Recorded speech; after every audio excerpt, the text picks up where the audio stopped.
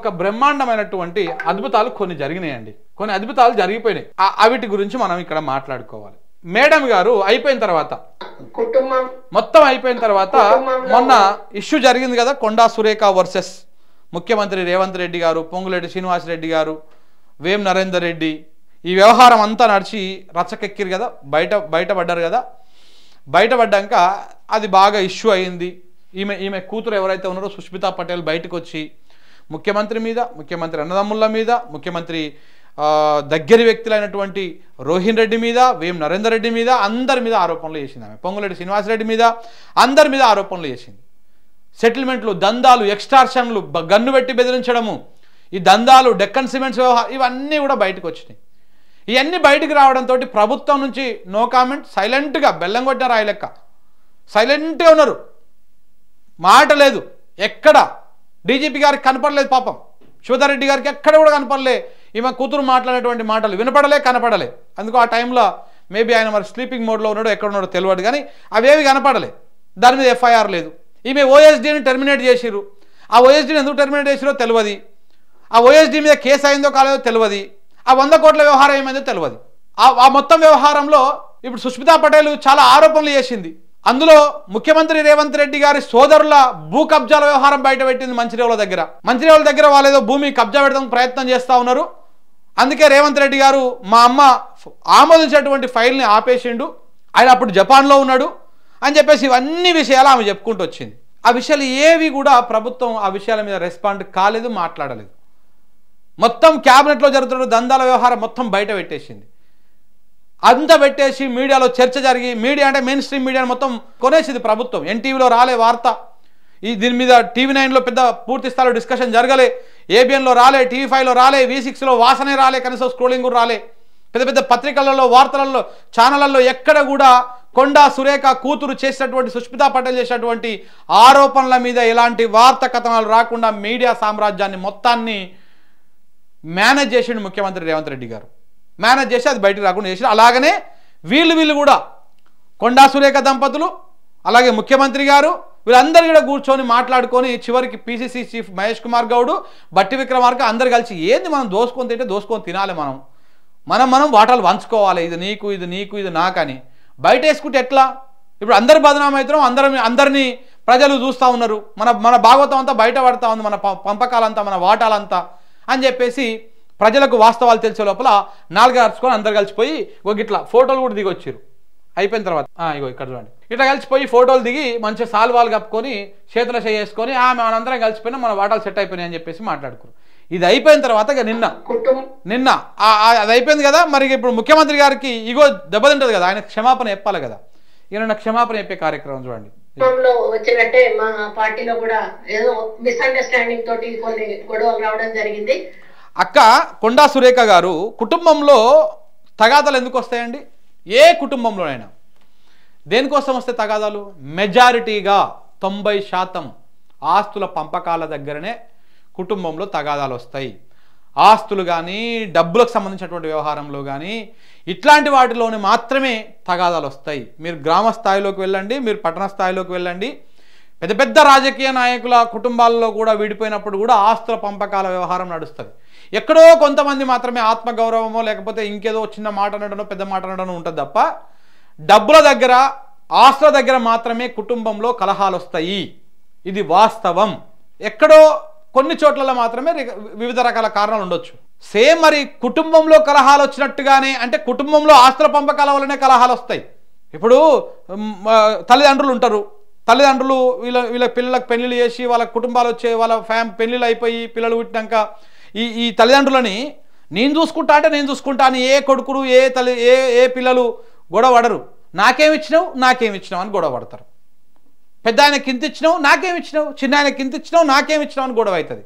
ఇది సర్వసాధారణంగా ఉండేటువంటి కుటుంబ కలహాలను. సో కాబట్టి అక్కడ ఆస్తుల పంపకాల వల్లనే వస్తుంది తప్ప అమ్మ నాయనను చూసుకునేటటువంటి దాంట్లో ఈ గొడవలు ఏం రావు, ఏ కుటుంబంలో రావు.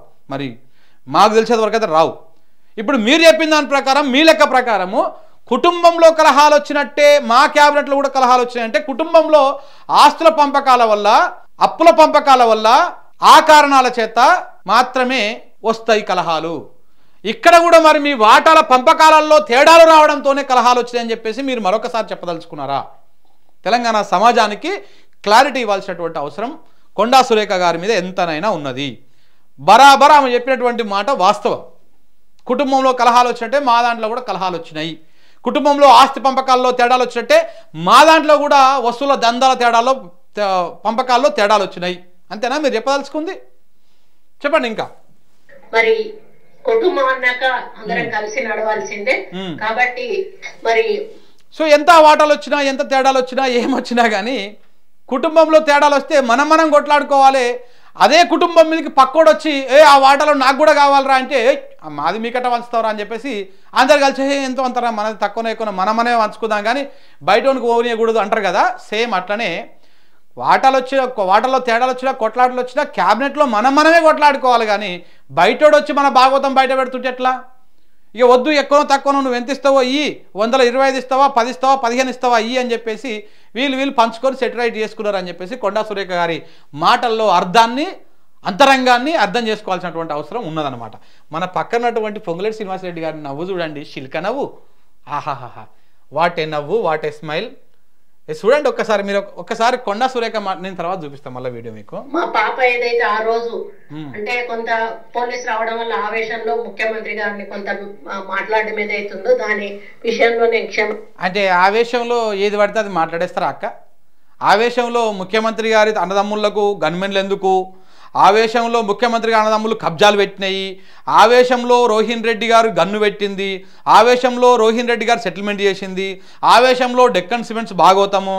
ఆవేశంలో ముఖ్యమంత్రి గారి దందాలు, రెడ్డి ఆధిపత్యం అని చెప్పేసి మాట్లాడి ఇవన్నీ ఆవేశంలోనే వచ్చినాయి అక్క. ఒక్కసారి మాట్లాడితే ఆవేశము. ఆమె అంత మీడియాతో ఒక బహిరంగంగా ఒక వీడియోతో మాట్లాడింది. మళ్ళీ తర్వాత ఇండివిజువల్గా మీరు అనుకున్నటువంటి ఛానల్స్కి ఇండివిజువల్గా ఇంటర్వ్యూలు కూడా ఇచ్చి అందులో కూడా అనుకోకుండానే మాట్లాడిందా? ఏం మాట్లాడుతున్నారు మంత్రి గారు? మీరు ఏం మాట్లాడుతున్నారు అసలు? ఏమన్నా అర్థం ఏమైనా ఉన్నదా? మీరు మతి ఉండే మాట్లాడుతున్నారా లేకపోతే మన ఇష్యూ తోటి ఏమన్నా ఉల్టా పల్టా అయిపోయిందా పరిస్థితి? చెప్పాలి, సమాధానం చెప్పాల్సినటువంటి అవసరం ఉన్నది.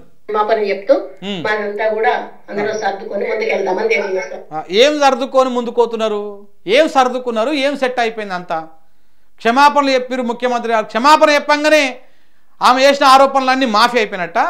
మరి ఈ లెక్క ప్రకారము మరి ఈ ప్రతిపక్ష నాయకుల మీద ప్రశ్నిస్తున్న వాళ్ళ మీద బొచ్చడి కేసులు బొచ్చడి కథలు అవుతున్నాయి. మేము కూడా వచ్చేసి వాళ్ళు కూడా బయటకు వచ్చేసి మేము కూడా సారీ చెప్తాము, మా మీద ఉన్న కేసులను తీసేయాలంటే తీసేస్తారా? కోర్టులకు కూడా చెప్పండి. మరిగా కోర్టు ముందుకు పోయి సారీ సార్ మేము అది చేసినాం, కేసు తీసేయండి సార్ అంటే తీసేస్తారా? చేసే తప్పు కాకుండా పోతుందా? ఏందండి ఇది? మీరు చేస్తేనేమో ఈ రకంగానా? ఇది ఏమిటికి సంకేతము? కొండా సురేఖ గారి మాటలు ఎట్లున్నాయంటే ఆమె మేము తప్పు చేసినాము, మేము దోసుకున్నాము, మేము తిన్నాము, ఇక సారీ చెప్పేస్తున్నాం, అయిపోయింది. తెలంగాణ ప్రజలు పిచ్చోళ్ళు, అమాయకులు, ఎడ్డోళ్ళు కాబట్టి మీరు నమ్ముర్రి.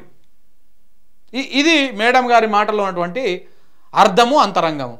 ఏం చెప్పదలుచుకున్నారు? క్యాబినెట్ మంత్రి గారు ఏం చెప్పదలుచుకున్నారు? సమాధానం చెప్పాలి. మీరు దోసుకోవచ్చు, తినొచ్చు. ఆ డెన్ లేంది, ఆ సెటిల్మెంట్ లేంది, అసలు రోహిన్ రెడ్డి ఎవడు, ఆయనకేం సంబంధము? ఒక కంపెనీ, ఒక పెట్టుబడి పెట్టినటువంటి ఒక పారిశ్రామికవేత్తతోటి సంప్రదింపులు చర్చలు చేయాల్సినటువంటి హోదా రోహిన్ రెడ్డికి ఏమున్నది? ఆయన ఎవరు? ఆయన ఎందుకు ఇన్వాల్వ్ అయ్యిండు? ప్రభుత్వం కదా చర్చలు చేయాల్సింది, ప్రభుత్వం కదా మాట్లాడాల్సింది. ఆ కంపెనీ, ఆ సిమెంట్స్ కంపెనీ ప్రభుత్వ భూమిని కబ్జా చేస్తే ప్రభుత్వ అధికారులు మాట్లాడాలి, ముఖ్యమంత్రి గారు మాట్లాడాలి, ఆ సంబంధిత శాఖ మాట్లాడాలి, పొల్యూషన్ కంట్రోల్ బోర్డు మాట్లాడాలి. వీళ్ళు ఎవరు మాట్లాడకుండా ఆ రోహిన్ రెడ్డి ఎవరు అసలు? ఆయనకేం సంబంధం? ప్రైవేటు ప్లేస్లో ప్రైవేట్ ఆఫీస్లో కూర్చొని ఎట్లా మాట్లాడతారు? ఇదంతా కూడా పెద్ద కథ. ఇది బయటికి వచ్చి ఇదంతా అయ్యేవరకే ఇప్పుడు వచ్చి మేము సారీ చెప్తున్నాం, నా బిడ్డ తప్పు మాట్లాడింది, నేను అన్నకు సారీ చెప్తున్నా, రేవంత్ అన్నకి, ముఖ్యమంత్రి గారికి, అయిపోతుంది అంతే. ఏం దొరికిపోయారు, మంచిగా దొరికిపోయారు మీరు. పొంగులేటి శ్రీనివాసరెడ్డి గారు, రేవంత్ రెడ్డి గారు, ఉత్తమ్ కుమార్ రెడ్డి గారు, కొండా సురేఖ గారు, వేం నరేందర్ రెడ్డి గారు, ఒక్కడే దెబ్బకు 5 పిట్టెలు. ఈ 5గురు ఒకటే వరలో రేపు ప్రభుత్వాలు మారిపోతే ఒక చిన్న ఎఫ్ఐఆర్, ఇంక్లూడింగ్ డీజీపీ గారు కూడా ఎందుకు దీని మీద ఎఫ్ఐఆర్ చేయలేదని చెప్పేసి అందరు ఈ ఒక్క కేసులోనే దొరికిపోతారు. ఎవరెవరు దొరికిపోతారు? 100 కోట్లు అంట పుణ్యానికే వచ్చినాయంట, తినేసి పాటలు వంచుకుంటారంట, సారీ చెప్పంగానే అయిపోతుంది ఇక మొత్తం ముచ్చట. ఈ కేసులో ఒక్క చిన్న ఎఫ్ఐఆర్ తోటి 1 కొండా సురేఖ గారు, 2 సీఎం గారు రేవంత్ రెడ్డి, 3 పొంగులేటి గారు, 4 ఉత్తమ్ కుమార్ రెడ్డి గారు, 5 వేం నరేందర్ రెడ్డి గారు. ఈ బ్యాచ్ అంతా ఒక్క ఎఫ్ఐఆర్ తోటి దొరికిపోతారు. ఈ ఎఫ్ఐఆర్ ఇప్పుడు నమోదు చేయనందుకు రేపు డీజీపీ గారు కూడా ఇందులో బాధ్యులయ్యేటువంటి అవకాశము లేకపోలేదు. ఇది బరాబర్ మీరు రాసి పెట్టుకోండి. ఇంతకు ముందుకే ఈ ఇరిగేషన్ శాఖలో వీళ్ళు చేస్తున్నటువంటి అవినీతి వ్యవహారం అంతా కూడా ఉత్తమ్ కుమార్ రెడ్డి గారి మెడల కత్తి వేలాడుతూనే ఉన్నది. ఇట్లా పాప రేవంత్ రెడ్డి ఏమో అన్నిట్లో ఇరికించి పెడతా ఉన్నాడు, వేలాడుతూనే ఉన్నది. మూసీ నది వ్యవహారంలో, అలాగే మేడిగడ్డ వ్యవహారంలో, నారాయణపేట కొడంగల్ వ్యవహారంలో, సుంకిశాల గోడ వ్యవహారంలో, ఈ దందాలు హైడ్రా అన్నిటికంటే ఎక్కువ ఈ మొత్తం వ్యవహారంలో ఒక్కటొక్కటి రేపటి భవిష్యత్తులో ఇప్పుడు అధికారులు మంత్రులు అందరు కూడా బలి కాబోతా ఉన్నారు. వాళ్ళ పాపం ఎప్పుడు పండబోతా ఉన్నది? 2029లో పండబోతా ఉంది. మీరు కావాలంటే చూసుకోండి.